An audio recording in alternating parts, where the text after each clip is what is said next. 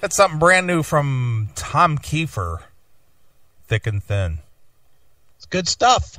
And I'm sure you're aware as to why Tom Kiefer had to release a solo release. I'm not aware. Why? Because as silly as it sounds, and as many years has already passed, yeah, Cinderella is still signed to Portrait Records. Remember John Kalodner. John Kalodner had tried to resurrect the Portrait Record label. Yeah. And signed Rat and Cinderella and Damn Yankees and I can't remember who else. Yeah, it was a bunch. Great White. Great White. Right. Well, Cinderella attempted to put out an album under the Portrait label. Right, I remember that. As well as Damn Yankees. Mm-hmm. Damn Yankees actually recorded a whole record under the Damn Yankees label.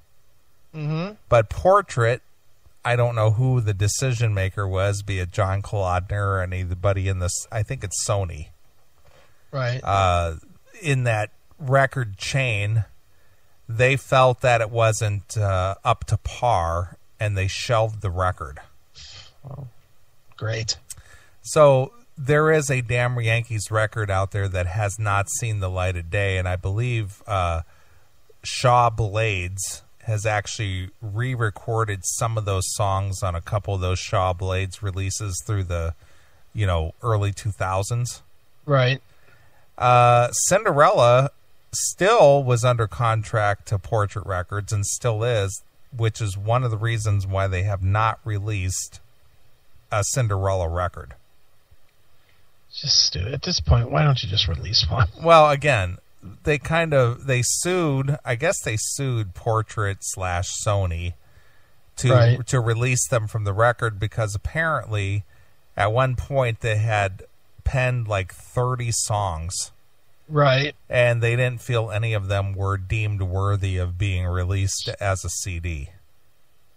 So these songs that you're hearing on this Tom Kiefer record are a portion of those 30 songs that they wrote and, we're going to record for a Cinderella record. But he's not touring with the rest of the guys in Cinderella. Well, no, the Cinderella is currently on tour at the moment. But not at this moment, because I'm seeing Kiefer on Tuesday. Well, my point, no, they toured near the end of the year, or up until the end of the year, I should say. Right. Okay. Because they actually made an appearance on that Jesse James show, that Full Throttle Saloon. Right. Sure. So they toured the States and they toured Europe through the end of 2012. And then I guess Tom is going out, as a solo artist performing, his songs. But a lot of these songs were written for what would have been the next Cinderella record. But he can't release it under the Cinderella name. I'm just wondering, am I going to get a shitty show on Tuesday? I wouldn't think so, because Tom's a pretty talented guy. Yeah, I mean, I like him, and I like this album. I like it a lot. Don't tell anybody we have it, but I like this album. Now, where is Tom playing where you're going to see him? Peabody's. Oh, really? Yep. Wow, nice. That's a nice place to see Tom Kiefer. Sure. Peabody's? Yeah, well, we saw Testament and Death Angel there. Yeah, but Cinderella was bigger than either of those two ever were. I'm not saying Cinderella. I'm just saying that, we've been to that room. Mm-hmm. Oh, it's a decent room. I'm just looking forward to, I haven't seen even Cinderella in probably 10 years. Really? Yeah, it's been a while. They always put on a great show, dude. But they always opened for Poison, and I refuse to go see Poison. Sure. I refuse to, unless I got freebies, I'm not going. Well, when I do have freebies, I leave. Sure. Well, I saw Cinderella on that Full Throttle Saloon. This season's Full Throttle. Yeah. I don't know what Jeff LaBar is up to, but he looked like a drag queen. I mean, seriously, the amount of makeup and the hair and everything, this guy turned into a full-blown drag queen. All the other guys, they just kind of look like themselves.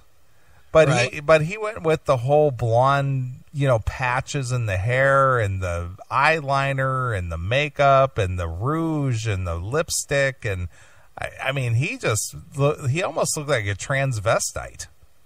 Seriously. I was shocked when I saw him on that show. I was just like, Jeff, what the hell are you doing? Yeah. I mean, Cinderella were popular in the late 80s with the whole quote-unquote glam era. Right. Well, he wears more makeup now than he did then. And I mean, they weren't really that glammy, were they? No.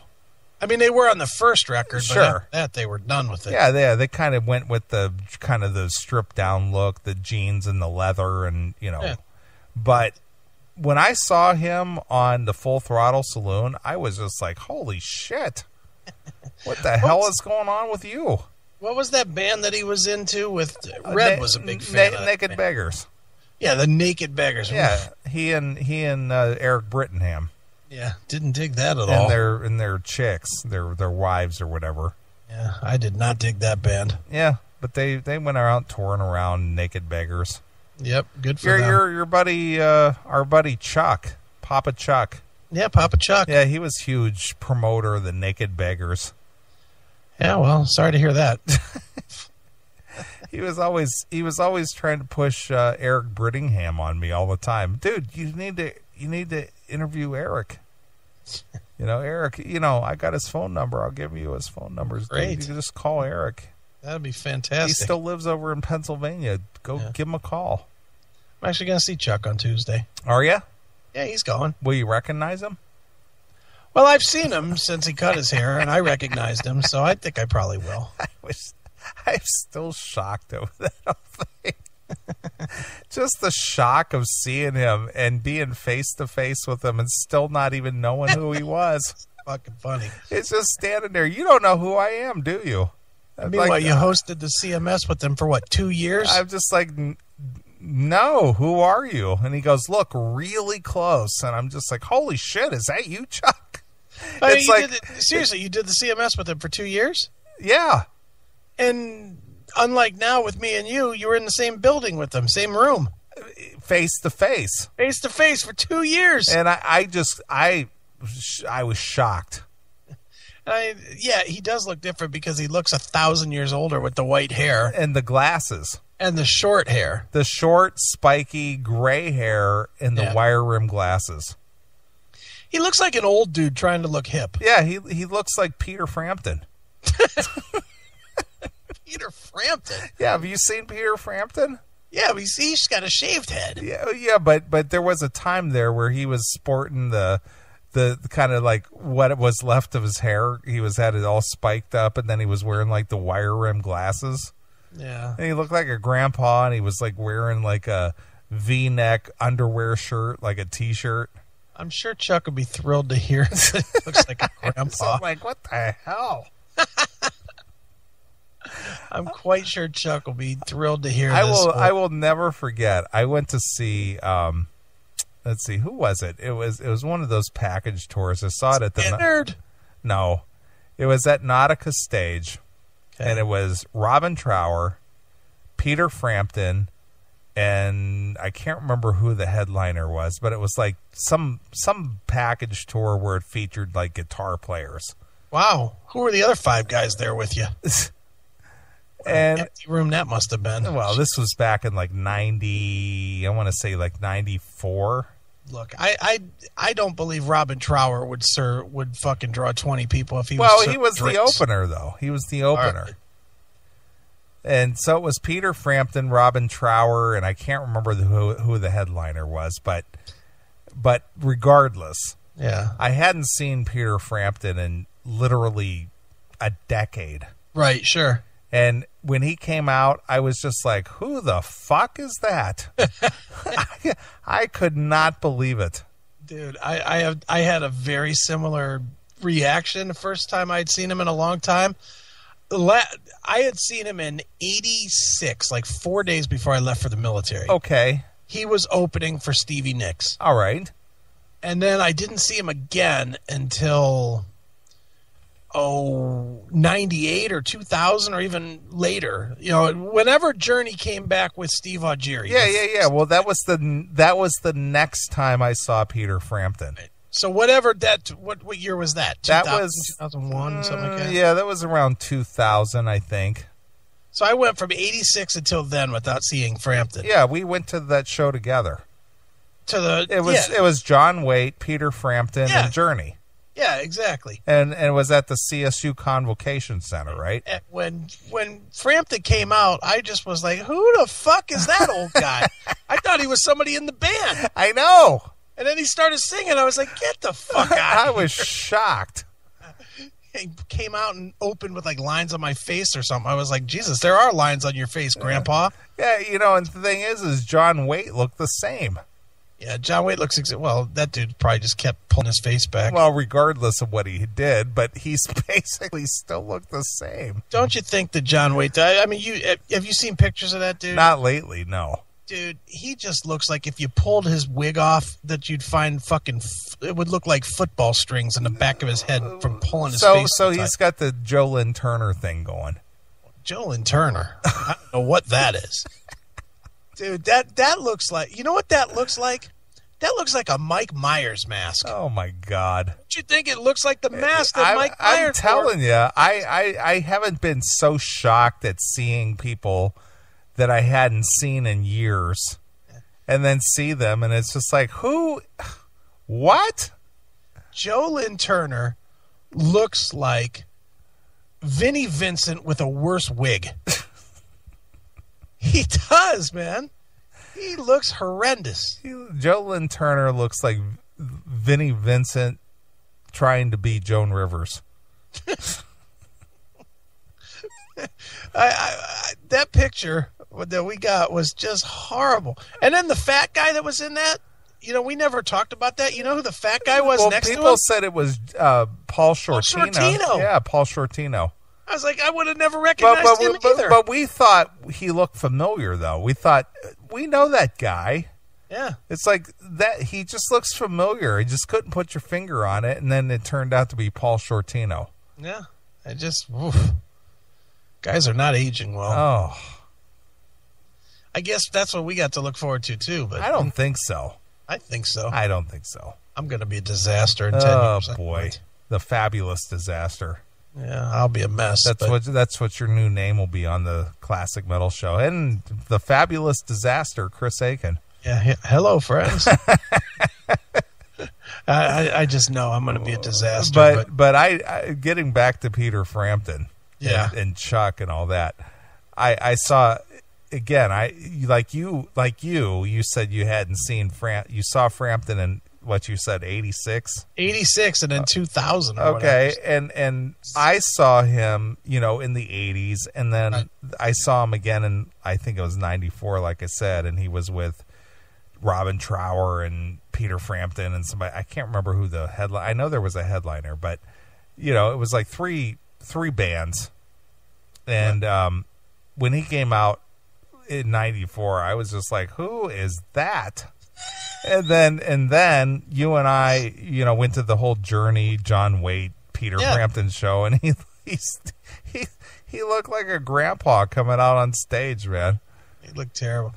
Yeah, do you have Frampton records or no? I got a couple of CDs. Yeah, I got a few CDs. You have the one with the song "Lying" on it? I think I might. If you have that, I need that in the worst way. It's like my favorite record, and I don't even remember what it was called. Something blue something. Okay, I'll get it over to you if I have it. I need that one, and if you don't have it, and anybody else listening has it. It has the song "Lying" by Peter Frampton, and that may sound dumb, but I want that album, and I can't find that fucker. It's out of print. So our friend Chuck, who's younger than you. Yeah, he's 38 or something. Yeah, he's like 38 or 39. He's like 6 years younger than me. And I know we talked about this on the show before, but I was absolutely stunned. Yeah. I mean, and I know, all of our listeners have no idea who we're talking about. Yeah. But talk about somebody who had a transformation in the matter of just a couple of years. Yeah, Chuck really went from... I mean, Chuck had like a whole Kid Rock thing going on. Yeah, he had the long hair, and he was really lean, and, you know, had the little goatee thing, and, you know, and then he turned into a grandpa. Yeah, Chuck looks really old, but I guess when you have 43 kids, that'll do it. And a pending divorce. Shh. We're not talking about that. Well, we're not talking about it. Yeah, he's having some issues. Man. Just that volume. I mean, having a football team coming to the dinner table every night, that's got to wear you out. I would imagine, especially when you got to earn a paycheck to pay for all that. Yeah. My goodness. I mean, when the welfare truck has to come with a Brinks truck on the side, you know, to drop off the money to feed your family, oof, that's brutal. Although Chuck's not a welfare guy, I don't think, is he? He's always worked. Oh, he's always worked, as far as I know. Yeah, as far as I know, too, he's always worked. So, wow. So, you're going to see him what day? Tuesday. Tuesday, and you're going to go see Tom Kiefer. I'm going to see Tom Kiefer on Tuesday. Well, look at you. Yeah, I'm going to slide out for a little bit, and that's going to be my test. See if I can go out and not drink. So what is the song you were looking for? From who? From Peter Frampton. Lying. Lying? Yep, Lying. Okay. I'll keep an eye out for it. I'll have to look through the CD collection and see if I have it. Yeah, the album was called something blue, like Under a Blue Moon or some shit. And I don't remember what it was, but I know I love the album, and I lost the tape, and it's nowhere to be found anymore. Well, it's got to be pretty old if it was on tape. Yeah, it was on cassette. Really? Yes. Wow. A long time ago. Sure. Well, Motley Money says take pics. Of what? Tom Kiefer? I don't know. All right. I can take pictures of Tom Kiefer. Well, the couple of times that I've run into Tom, he's always been, you know, pretty cool. Yeah. He's a pretty laid back, mellow guy. Yeah, nice dude. I'll probably meet him at the show. I've met him 15 times before, but you know, you were with me. Remember when we were like trying to get backstage at some show, and Kiefer was standing there, and we were like sneaking by, and he's like, "Dude, just fucking walk." Yes. We were trying. I think that was at Blossom. Yeah, it was at Blossom. And he was like, you know, we were like trying to sneak back in there, and dude was like, "Dude, just fucking walk back there." Right. He was like, "What are you doing?" Yeah. He's a good dude, man. I like that guy. I do too. All right, it had nothing to do with the word blue. Lying is from the album Premonition. Thank you, Jackal One and Blockade Runner. Well, since those guys are so familiar with it, they just thought to send it to you. Yeah, either one of you, if you have it, please send. Because I don't have it. Or send me a link. I'll buy it. I don't care if you want me to buy it. I'll buy it. I just want it. Anyway.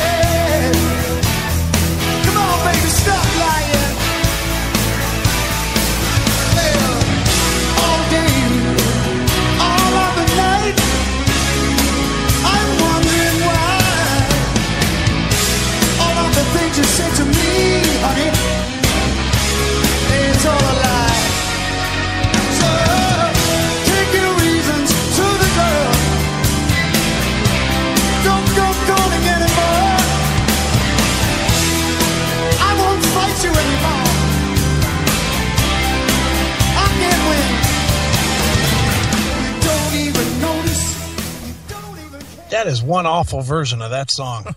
It's a live version, man. That was fucking terrible. The song's much better than that. Well, that's the live version. I guess that's what happens when you try and play songs after your hearing goes. Fucking old-ass fucking shitty version of that. God. Frampton comes alive, too. Lion. That's not alive. There's nothing alive about that. Frampton's a fucking corpse one. Nice. Stinks. All right. Well, I guess you want the studio version where they can fix up the vocals and the, the musicianship. Yes, I absolutely do. Fix it up, will you? And that sucks, too, because Frampton is pretty good live. Yeah. Not on that recording. Boy, that stinks. That was released. Yeah, that was good.